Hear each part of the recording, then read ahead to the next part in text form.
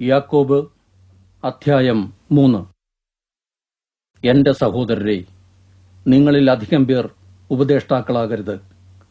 ഉപദേശിക്കുന്നവരായ നമുക്ക് അധികം കർശനമായ ന്യായവിധി ഉണ്ടാകുമെന്ന് നിങ്ങൾക്കറിയാമല്ലോ. നാം എല്ലാവരും പലതിലും തെറ്റിപ്പോകുന്നു.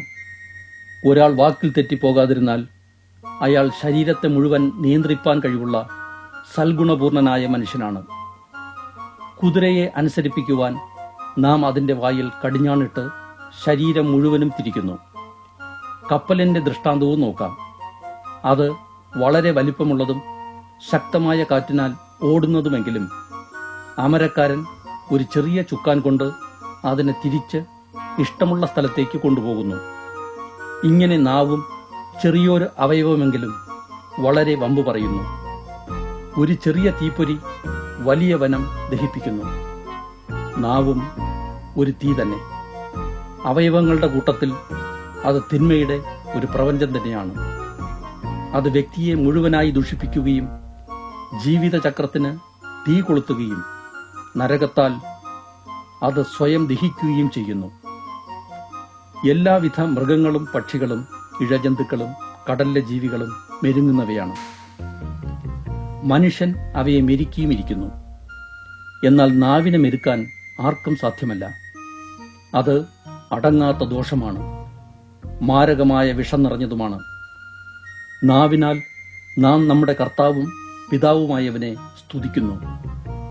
അതേ നാവുകൊണ്ട് തന്നെ ദൈവസാദൃശ്യത്തിൽ സൃഷ്ടിക്കപ്പെട്ട മനുഷ്യനെ ശപിക്കുകയും ചെയ്യുന്നു. ഇങ്ങനെ ഒരേ വായിൽ നിന്ന് സ്തോത്രവും ശാപവും പുറപ്പെടുന്നു.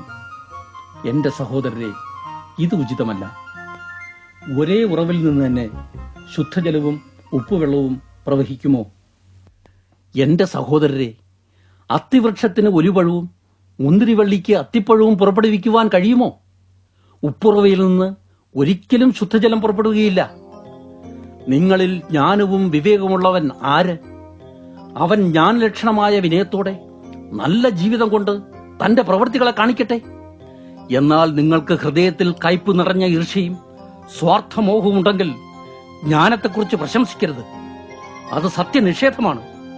അത്തരം ജ്ഞാനം ഉയരത്തിൽ നിന്നുള്ളതല്ല. അത് ഭൗമികവും അനാത്മികവും പൈശാചികവുമത്രേ.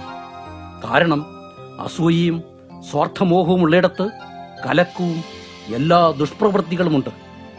എന്നാൽ ഉയരത്തിൽ നിന്നുള്ള ജ്ഞാനം ഒന്നാമത് നിർമ്മലമായിരിക്കും. കൂടാതെ സമാധാനവും സൗമ്യതയും അനുസരണവുമുള്ളതും കരുണയും സൽഫലങ്ങളും നിറഞ്ഞതും പക്ഷപാതവും കാപട്യവും ഇല്ലാത്തതുമായിരിക്കും. സമാധാനമുണ്ടാക്കുന്നവർ സമാധാനത്തിൽ വിതച്ച് നീതി എന്ന ഫലം കൊയ്യും.